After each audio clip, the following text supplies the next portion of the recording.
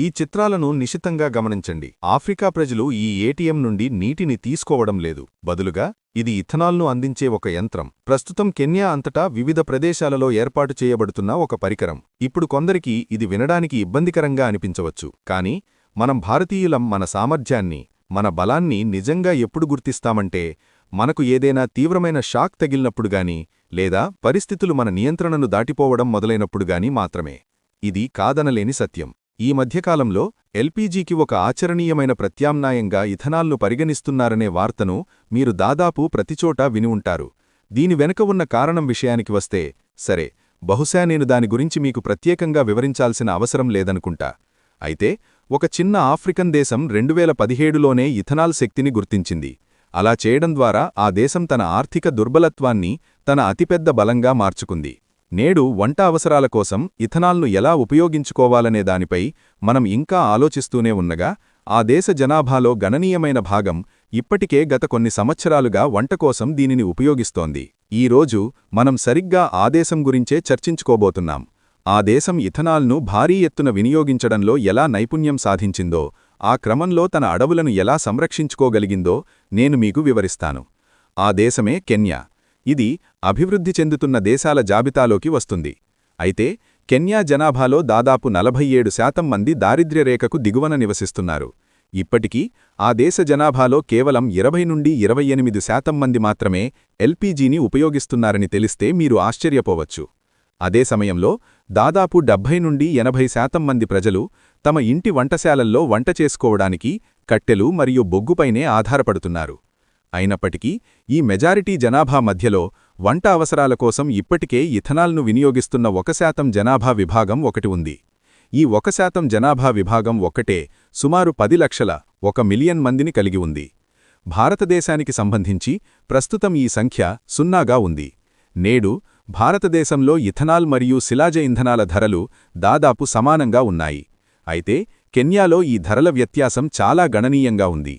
LPG ధరలు అధికంగా ఉండడం వల్ల అత్యధిక సంఖ్యలో ప్రజలు వంట కోసం కట్టెలు మరియు బొగ్గును ఆశ్రయిస్తున్నారని కెన్యా ప్రభుత్వం గమనించినప్పుడు ఒక ప్రత్యామ్నాయ ఇంధనం యొక్క ఆవశ్యకత స్పష్టమైంది.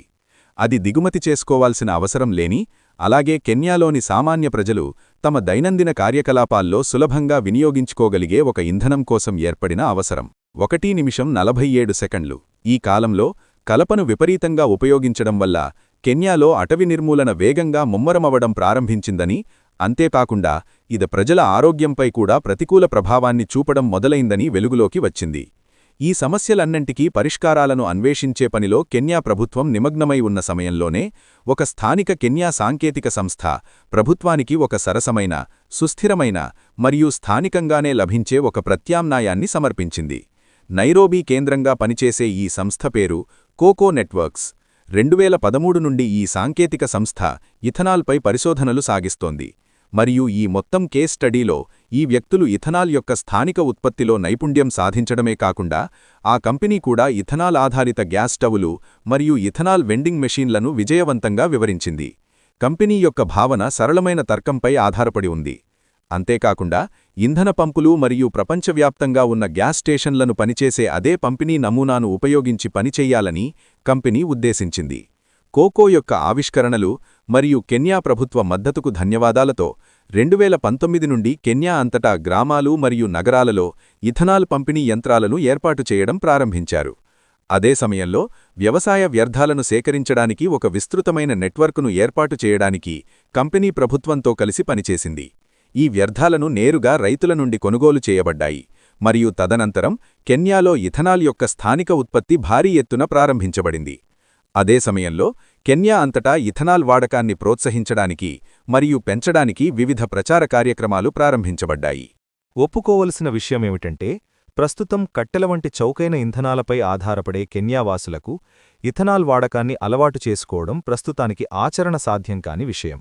దీనికి స్పష్టమైన కారణం ఏమిటంటే, కెన్యాలోని ఆర్థికంగా వెనుకబడిన ప్రజలకు కట్టెల వంటి ఇంధనాలు ఉచితంగా, సులభంగా లభిస్తున్నప్పటికీ ప్రతి నెలా ఇథనాల్ కొనడం వారికి అనవసరమైన మరియు విపరీతమైన ఖర్చు అవుతుంది.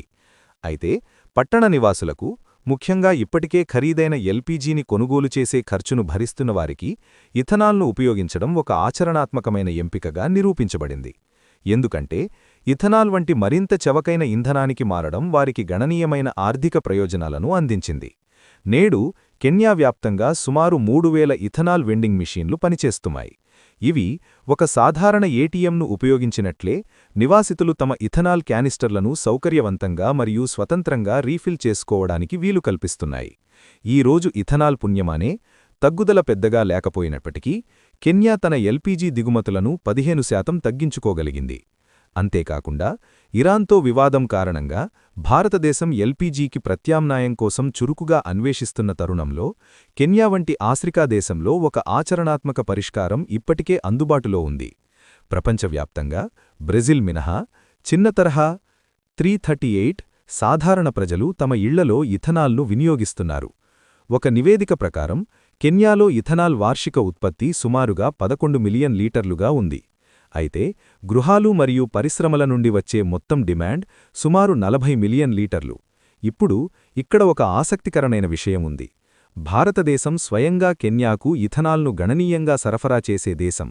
అయితే భారతదేశం ప్రతి సంవత్సరం కెన్యాకు ఎంత ఇథనాల్ను ఎగుమతి చేస్తుంది అనే దానిపై స్పష్టమైన, సులభంగా అందుబాటులో ఉండే సమాచారం లేదు. ప్రస్తుతం మనం సంవత్సరానికి సుమారు 20 బిలియన్ లీటర్ల ఇథనాల్ను ఉత్పత్తి చేస్తున్నాము. అయితే మన దేశీయ డిమాండ్ సుమారు 13 బిలియన్ లీటర్లుగా ఉంది.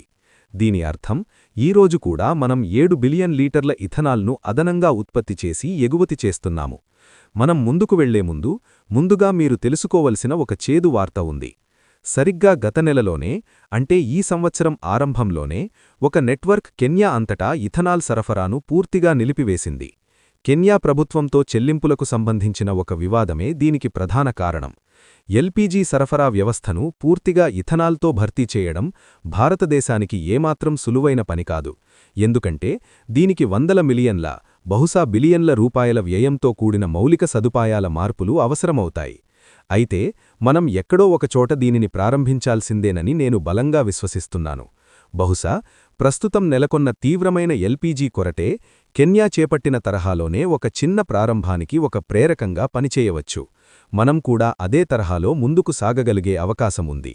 మీరు ఇప్పటివరకు మాతోనే ఉండి ఈ కంటెంట్ను ఆస్వాదించి ఉంటే దయచేసి వీడియోను లైక్ చేయకుండా మరియు మా ఛానల్కు సబ్స్క్రైబ్ చేసుకోకుండా వెళ్ళవద్దు.